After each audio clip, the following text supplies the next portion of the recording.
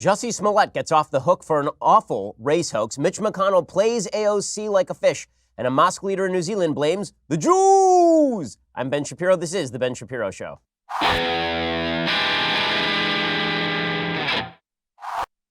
Sometimes the news cycle just gives you too much to play with. I mean, honestly, sometimes the news cycle is just so full of wonderful goodness that you don't know where to begin. But I know where to begin. In 2008, the U.S. national debt was $10 trillion. By the end of 2018, the debt was over $21 trillion. It is rising like a hockey stick. So if you don't think we are sitting on a house of cards, you are living with your head in the sand. But since you're listening to this podcast, you are clearly smarter than the average bear. So what is your plan? Can you afford another hit to your retirement, like the last downturn when the S&P dropped 50%?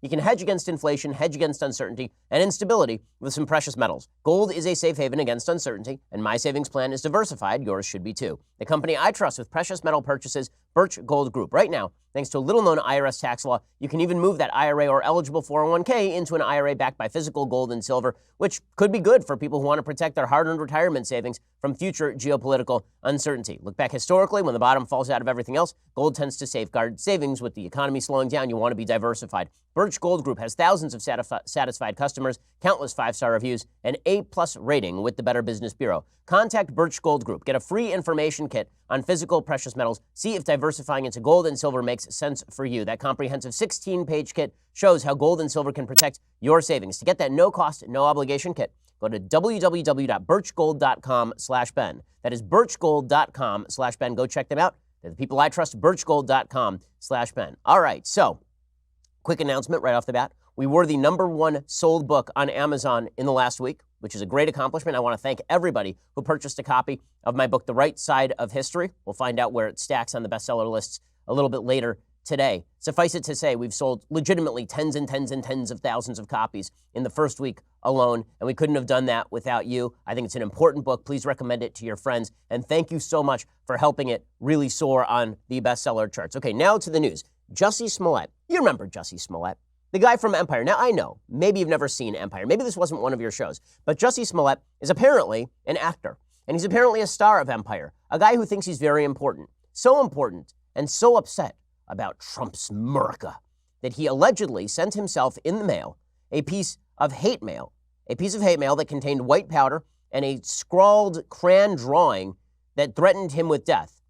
Allegedly, it was a letter from him to him. So there was that. Then he decided, you know what? I didn't get enough attention for the fake hate crime that I tried to perpetrate via the federal mails. So I'm going to do this thing in real life. Take it from script to screen. Take it from page to reality. And so he found the two best white actors he knew, Nigerian-born brothers who were his personal trainers. And then he paid them with a personal check to fake a hate crime in Chicago. I'm saying this, I'm going to say allegedly just for purposes of legal protection, but it's not so allegedly, guys. I mean, the CPD had all the evidence that this happened, including the signed check. So here's his story. His story was, as you will recall, that it was 2 o'clock in the morning, in the middle of a polar vortex in Chicago. And he went to a Subway shop to get a Subway sandwich at 2 in the morning in a polar vortex.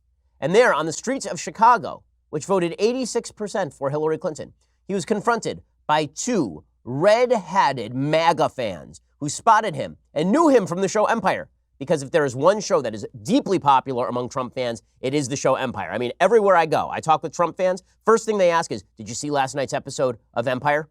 It's like the #1 thing they talk about. I don't know. It's kind of crazy. That's just been my experience. In any case, this guy walking down the street and two MAGA-hatted guys apparently spot him out of the corner of their white eyes. And they look at him and they say, aha, Jussie Smollett, that guy doesn't like Trump. And this right here is MAGA country in the middle of Chicago at 2 a.m. in a polar vortex. And so they happen to have, good news for them, they happen to also have some clothesline and bleach on them. They proceeded to wrap the clothesline around his neck in a noose, and then they proceeded to pour bleach on him, and then they proceeded to kick him in the ribs and all of this. Now, the best news for Jussie Smollett, that was bad, right? But the best news for Jussie Smollett, he never lost his grip on that Subway sandwich. Some of us have priorities. Some of our priorities include making sure that our children are fed, making sure that we have a home, making sure that we get paid for a job well done. Others of us have real priorities. Like you hold on to that damn Subway sandwich when two guys are beating the crap out of you while committing a fake hate crime. I mean, that Subway sandwich, it's a long day's work. You need a snack after you have two guys beat you up for the press. So then Jussie Smollett goes back to his apartment, walks right past the security guard outside, heads on up to his room. Security guard's got to be like, Jussie, you're covered in bleach and you have a noose around your neck. What happened? Apparently not. Apparently Jussie just strolls right up back to his apartment. He then spends 40 minutes eating that Subway sandwich. I mean, chow down, buddy. And then he calls the cops. They show up, and he's still got the noose around his neck, because that's what I would do. I mean, I don't know about you, but for me, if somebody tried to hang me, what I would do is just leave that noose around my neck as long as I could, because that's just, I don't know, kind of comfortable. It's got a look to it, you know? So the police show up, and they say, Jussie, will you hand over your phone? Because you said that you were on the phone with your manager, so we can confirm that that's true by location. We can look at your phone log. And Jussie Smollett's like, no, not going to do that. You know why? Invasion of privacy, guys, invasion of privacy. And then he turns over a redacted call log. Well, the police are able to use his cell phone number to track down all of the calls he made that night and all of the numbers that he redacted. And apparently the numbers he redacted included the numbers of the Nigerian-born brothers who, it turns out, were not white, MAGA-hatted Donald Trump fans. They were Nigerian-born personal trainers who were friends with Jussie Smollett and who Jussie Smollett then proceeded to throw under the bus. His new claim, Jussie Smollett's new claim, is that these two guys committed a hate crime. His friends committed a hate crime against him for no reason, just for the hell of it. And so all of this came out. It was obviously stupid. It was obviously terrible. The media had jumped on it. Kamala Harris called it a modern-day lynching. Cory Spartacus McBooker said the same thing. Joe Biden, like pretty much every Democrat came out of the woodwork like, this is America. This right here, this is what America looks like. It looks like a black man walking in Chicago in the middle of a polar vortex, holding onto a Subway sandwich for dear life and being accosted by Mike Pence and Jared Kushner on the streets of Chicago. That's America. Trump's America. Turns out all of it was crap. The Chicago PD tracked all of it down.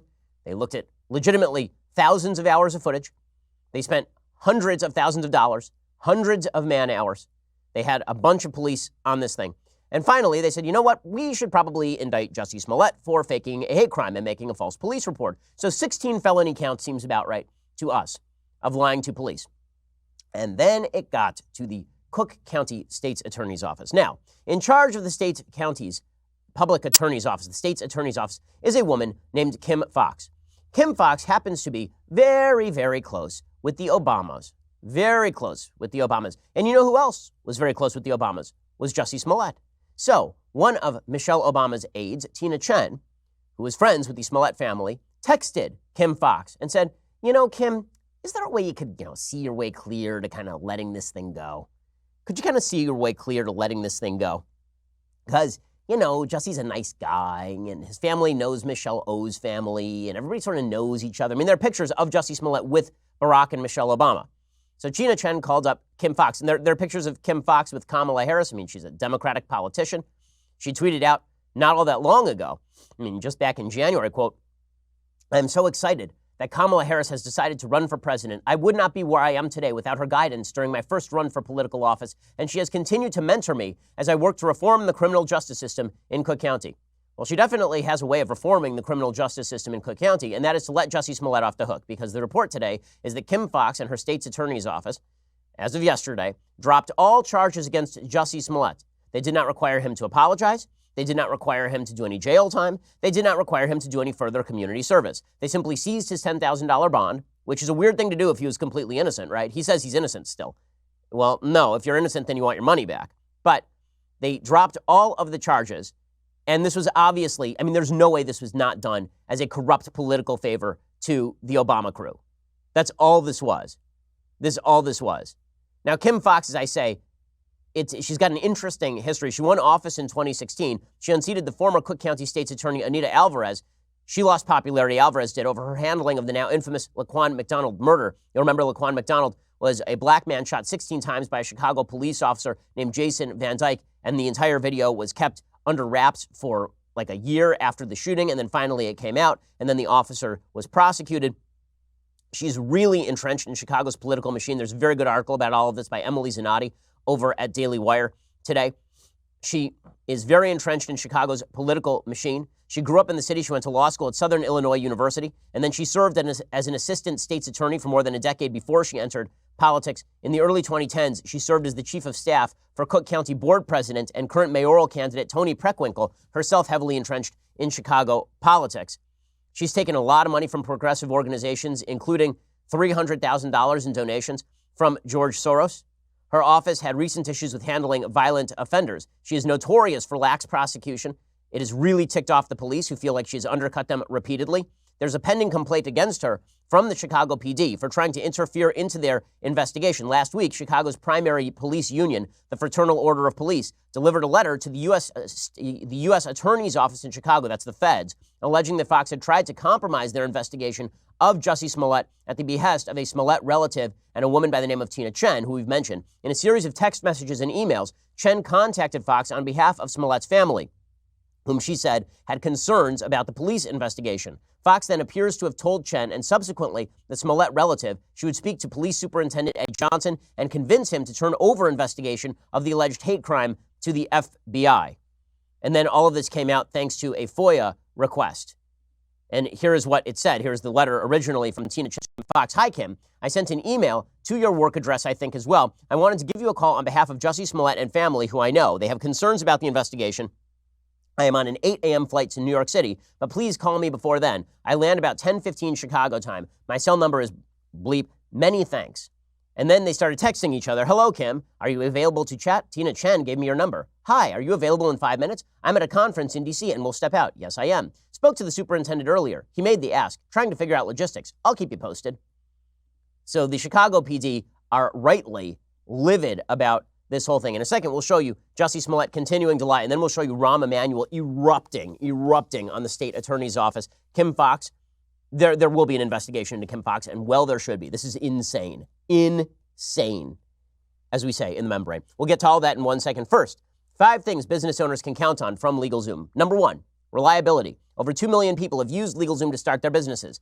LLCs, S-Corps, nonprofits, DBAs, and more. You can use LegalZoom to get started the right way. Number 2, experience. They've been helping all types of business owners for over 17 years. You can count on LegalZoom to help with all the details. Number 3, helpful support. They have the right people standing by, ready for your questions, all based in the United States. Number 4, legal advice. LegalZoom is not a law firm. They have a network of independent attorneys licensed in all 50 states, which means they can review contracts, help with employment laws, advise you on a lot of the hurdles that pop up when you are running a business. And finally, number 5, no surprises. LegalZoom provides complete transparency with upfront pricing, customer reviews, and a satisfaction guarantee. Check out LegalZoom today. See how they can make life better for you and your business. And don't forget to enter Ben at checkout to save even more. LegalZoom is where life meets legal. I've been using LegalZoom for years. I'm a lawyer myself, and there's nothing quite like being able to access useful legal documents now. You can even access their network of independent attorneys licensed in all 50 states. Go check them out right now, LegalZoom.com. And don't forget to enter Ben at checkout to save even more. Okay, so Jussie Smollett continues to lie. The state's attorney's office didn't even leverage an apology out of Jussie Smollett over all of this. Here is Jussie Smollett continuing to lie and invoking his dear mother.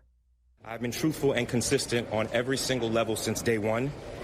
I would not be my mother's son if I was capable of one drop of what I've been accused of. This has been an incredibly difficult time, honestly one of the worst of my entire life. But I am a man of faith, and I'm a man that has knowledge of my history, and I would not bring my family, our lives, or the movement through a fire like this. I just wouldn't. Now I'd like nothing more than to just get back to work and move on with my life. But make no mistakes, I will always continue to fight for the justice, equality, and betterment of marginalized people everywhere. Well, fortunately, Hollywood is a very forgiving place, so you can lie and completely fake a hate crime, and your brothers in Hollywood will simply welcome you back. Your brothers and sisters in Hollywood. Hollywood is a wonderful place. The Empire Writers Room sent out a tweet with a winky face. See y'all Wednesday, #Empires, #EmpireFox. Because nothing says that you respect your viewers quite like backing an obvious race hoaxer. Well, Rahm Emanuel went on the warpath over this. So Rahm Emanuel, you know that something deeply corrupt happened when Rahm Emanuel and I are on the same side. This has never happened before in presumably all of human history. I am on the same side as Rahm Emanuel and David Axelrod and Eddie Johnson, the CPD superintendent. Okay, everybody is looking at this and going, what in the living hell just happened here? Here is Rahm Emanuel blasting the living daylights out of the state attorney, Kim Fox. From top to bottom, this is not on the level. In the end of the day, it's Mr. Smollett that committed this false claim upon 2 individuals and who also testified, but also on the city. One action, yes, we're looking at the state's attorney. It is not on the level from beginning to end, and there needs to be a level of accountability throughout the system, and this sends an unambiguous message that there is no accountability, and that is wrong. Okay, so Rahm Emanuel fighting mad and, of course, attacking Jussie Smollett, too, saying, how dare he do this, which, of course, is exactly right. Here is the mayor of Chicago saying this is just absurd. Mr. Smollett is still saying that he is innocent, still running down the Chicago Police Department. How dare him? How dare him? After everybody saw, and I want to remind you, this is not the superintendent's word against his. The grand jury, a sliver of the evidence, and they came to a conclusion, as did the state's attorney's office. And even after this whitewash, still no sense of ownership of what he's done. He says that, in fact, he is the wrong in this case. Okay, so Rahm Emanuel fighting mad over this. He's not the only one fighting mad over this. We'll see in a second that there were other high-ranking officials who were very upset over this. The media, however, were really sanguine about the whole thing. Pretty amazing. So here's Chicago PD Superintendent Eddie Johnson. He's watched his department get dragged through the mud by Jussie Smollett. Jussie Smollett suggesting that the lack of charges brought against these phantom white men who attacked him, that was the fault of the racist CPD. Here's the Chicago PD superintendent saying, listen, this is a hoax. It's obvious it was a hoax. The guy's guilty. At the end of the day, it's Mr. Smollett who committed this hoax, period. If he wanted to clear his name, the way to do that was in a court of law so that everyone could see the evidence. Okay, well, that last point is not a great one because obviously you're going to take whatever deal is put in front of you. With that said, Eddie Johnson has every right to be livid about all of this. Now, what's hilarious is to watch as Democrats and the media pretend that they don't know what happened here. Democrats and the media, but I repeat myself, continue to pretend that this is all, it's just a giant mystery, guys. It's just like OJ. Like OJ, who was the real killer anyway? And I'm really looking forward to the buddy cop comedy where Jussie and OJ go looking for the real killer and the real hate crime perpetrators across America. And it turns out it was in the mirror the whole time. The adventure was really the journey. At the end of that adventure, the real truth is at least they made friends. That'll be the end of that buddy cop comedy. In any case, here's Brian Stelter doing yeoman's work as the ombudsman of legal and journalistic ethics over at CNN. Brian Stelter saying, we may never know what happened. It's a mystery. A mystery wrapped in an enigma. We may never know, despite the fact that we have like a signed check and we have tape of these guys buying all the goods and we have the cell phone records and we have all sorts of evidence and we have their testimony. No, Brian Stelter says, we just don't know. Guys, we have to withhold judgment. So far, no comment from the network, but I do think we will see Smollett get back to work because the narrative has once again changed from victim, to villain, back to victim. It's been very confusing, as Ryan was saying. People don't know what to believe, and we may never really know what happened on the street that night in Chicago. But for his fans, for his friends, this is a triumphant moment that he can now get back to what he wants to do, which is work. Oh, that's exactly what he wants to do. I mean, aside from faking racial hoaxes for publicity, that's really what he wants to do, is work. After all, he wants to get back to making $100,000 per episode. The reports were, according to Eddie Johnson, you'll recall, that Jussie Smollett did all of this to increase his pay rate because it wasn't enough to make millions of dollars in a supporting part on a network TV show. No, he needed to increase his pay. But Brian Stelter showing the curiosity of a feeble-minded chameleon there. And just, wow, I guess that's all we'll know. We'll never know what happened on that street, guys. It's just mysteries. What do we do about this? Kamala Harris did the same thing, the senator from California who declared this a modern-day lynching the same day it happened. Now she's just confused, which is weird. I was told that she was once a prosecutor and that she had a legal mind and that she can spot crime a mile away with her eagle eye. But now Jussie Smollett comes along and it's like, well, I don't know. It's also puzzling and I can't suss this one out. What do you think about what happened to Jussie Smollett in Chicago today? To be perfectly honest with you, Wolf, I'm completely confused. I don't understand. I don't know. I don't know the underlying evidence. I have, there's a sealed document, obviously. I don't know. I'm at a loss. I think we're going to have to leave it up to the judgment of the prosecutor. I think we should leave it up to the judgment of the police chief and the mayor, of course. to give us some better sense of what's going on. I don't know. I mean, I just don't know. It's such a mystery. Like the day that it happened and he reported this, she called it a modern day lynching, linking it to, racial lynchings of the past. But now we know exactly what happened, and I'm confused, guys. I mean, I don't know. It's just, how am I supposed to come to a conclusion when I have every single bit of evidence? Now, what was hilarious is Wolf Blitzer on CNN tried this with Rahm Emanuel, and Rahm Emanuel essentially curb stomped him. I mean, it's really funny. Was the full picture painted by the evidence perhaps not as compelling as what was presented to the grand jury? It was compelling enough. Well, wait a second. The evidence presented to the grand jury is what brought the charges. The police did a good job, and the evidence holds up, and he actually did commit the hoax. They're saying $10,000 and 2 days of community service is good enough. And I don't believe, not only is it not good enough, especially when he's walking around thinking that he is actually innocent, not guilty, and B, he's innocent not only legally and a criminal justice sense, he is also guilty, in my view, of a moral crime, which is to use the hate crimes to advance his own career for selfish reasons. Rahm Emanuel, the voice of reason. What in the world is going on, guys? I don't even know. Donald Trump's fever dream, in which we are all just living, continues. The Cook County attorney came out and said, yeah, we know Jussie's guilty. Like, we're not pretending that he's innocent here. This was Maggots, the second, literally named Maggots, the second in command over at the state's attorney's office. He was asked about this. He's like, it was, it wasn't really like we let him off the hook. It's an alternative disposition, guys. It's an alternative disposition. This was not an exoneration. To say that he was exonerated by us or anyone else is not true. I'd call it an alternative disposition in that he agreed to do community service. He agreed to forfeit his bail to the remainder of his bond to the city of Chicago. And in return for him doing those things, we agreed to dismiss the indictment. Okay, so yeah, and then he says, so he was asked, so is he innocent? Right? And he's like, no, not really, actually. Does dropping the charges vindicate him? No. Does it exonerate him? No. Do you believe that he is innocent? I do not believe he's innocent. So you believe he's guilty? Yes. So why drop the charges?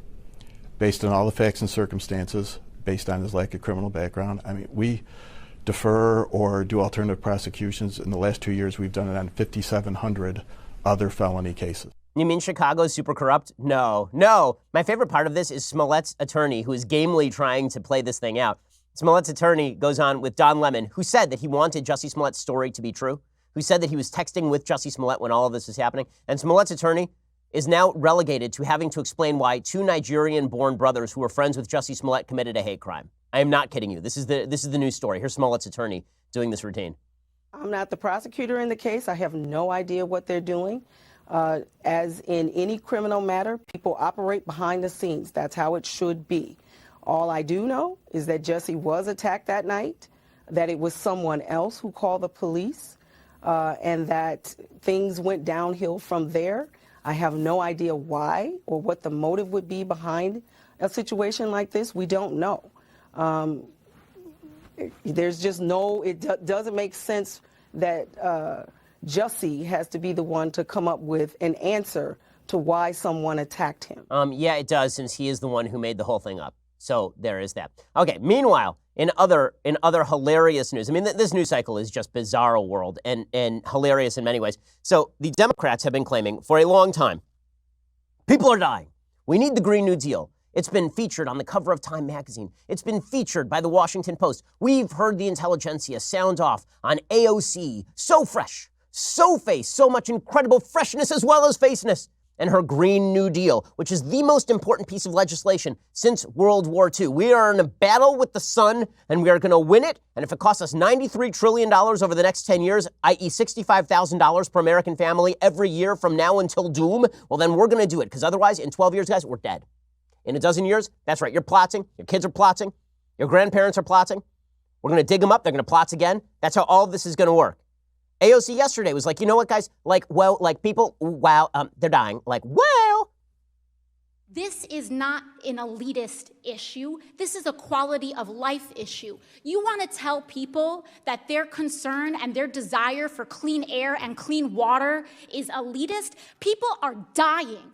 They are dying. And the response across the other side of the aisle is to introduce an amendment 5 minutes before a hearing in a markup. This is serious. This should not be a partisan issue. This is serious. People are dying, guys. We need a vote on the... Wait, no. Sorry. Let me rephrase. We need a debate about it. I'm going to introduce this bill. It is so important. We're going to kill the farting cows. We're going to get rid of airplanes. We're going to wreck every building or retrofit every building in the United States. We're going to get rid of cars. I mean, guys, it's going to be the best. We're going to invent unicorns that float on their own flatulence, but their flatulence has no carbon emissions, none, no methane. Methane-free flatulence from unicorns. That's how all this is going to work. The Democrats propose all this, right? Ed Markey does it, and we are told by Cory Booker very seriously, this is the most important moment of our lives. And we are told by Kamala Harris that this is so important. And we're told by Elizabeth Warren, this is so important. Elizabeth Warren says that this Green New Deal is like the moon landing, which she should know since she recently was on the moon. It's where she gets most of her ideas. Here was Elizabeth Warren yesterday saying that the Green New Deal is so important, it's just like when we landed on the moon, except for not at all like that. President Kennedy challenged our nation to lead the space race, and less than 7 years later, Neil Armstrong set foot on the moon. The impossible had become a reality, and America had led the way. It's time not only to challenge our country to tackle climate change head on, but also to lead the world in doing so. If we do not lead, then others will. If we don't lead, others will. And if others do, we're all going to die. Everybody's going to die. Death all around. So Mitch McConnell looks at the Green New Deal and he's like, you know what? You're right. It's super important. I see now how important it is because you guys keep jabbering about it incessantly. So you know what we should do? We should probably vote on it. Let's have a vote. Let's see if we can finally move forward on the most pressing issue of our age. It is deeply important. We must move forward on this. Cocaine Mitch bringing it to the floor for a vote. And then Senator Mike Lee, who is low-key extremely funny. So Senator Mike Lee of Utah, friend to the program and personal friend of mine, he's really, one of the things about Mike Lee is the dude, he's like Bob Newhart. He's really funny, but it's all with a straight face. So Mike Lee did a speech on the floor of the United States Senate mocking the living daylights out of the Green New Deal, mainly by using memes, which was just great. So my favorite is he brought out a painting of Ronald Reagan riding a velociraptor while firing a machine gun. And he explained what this had to do with the Green New Deal. After reading the Green New Deal, I'm mostly afraid of not being able to get through this speech with a straight face. For Mr. President, I rise today to consider the Green New Deal with the seriousness it deserves. This is, of course, a picture of former President Ronald Reagan naturally firing a machine gun while riding on the back of a dinosaur. You'll notice a couple of important features here. First of all, the rocket launcher strapped to President Reagan's back, and then the stirring, unmistakable patriotism of the velociraptor holding up a tattered American flag, a symbol of all it means to be an American. This image has as much to do with overcoming communism in the 20th century as the Green New Deal has to do with overcoming climate change in the 21st. And that was not the only one. Then he did this whole thing about how the only way under the Green New Deal to get from Hawaii to the mainland was to swim like Aquaman. And they put up like a picture of Aquaman riding a dolphin. It was great. It was great. So the media did what the media do. The media pretended that they don't understand what a joke is. When somebody on the right does something funny, the media's first response is, what is joke? Why? How funny? What do funny mean? And then they run headlines like, Mike Lee makes bizarre criticism of Green New Deal showing Reagan on velociraptors. Like, no, it's a joke, you idiots. And we all know you're lying. We all know you get the joke. But you're going to pretend to play it straight because he's so weird, man. I mean, he used a meme. But AOC, she's super cool when she uses memes and says like a lot and also has an instant pot. I know, God, it's amazing. So here's the best part of this. So it comes up for the vote. All 53 Republicans vote no on the stupid Green New Deal. And 4 Democrats, meaning 3 Democrats and Independent Angus King of Maine, they also vote no. That would be Kristen Sinema of Arizona voting no, and Doug Jones of Alabama voting no, and Joe Manchin of West Virginia voting no, all because they are in purple states or red states, and they are afraid of losing their seats if they vote for this dumbass plan. Okay, then we get to the actual Democrats, including no less than 6 different Democratic senators voting on this thing. So how did they vote? Did any of them vote in favor of bringing the most important piece of legislation of our time to the floor? Did any of them vote in favor of this world-changing, world-beating proposal? Every single Democrat voted present. Every one. They didn't want to be on record behind this thing.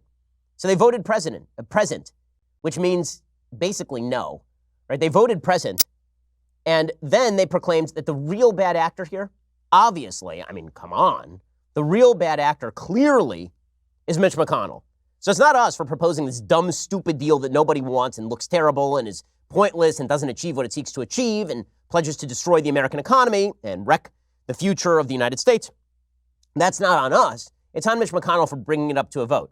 So Democrats bring this thing up, and then they're like, this is the most important thing we've ever done. And McConnell's like, good, let's vote on it. Like, no, you tricky McConnell. No, you're not going to catch us in the voting on it. And then they just run away, like King Arthur and Monty Python and the Holy Grail. Just run away, guys, run away.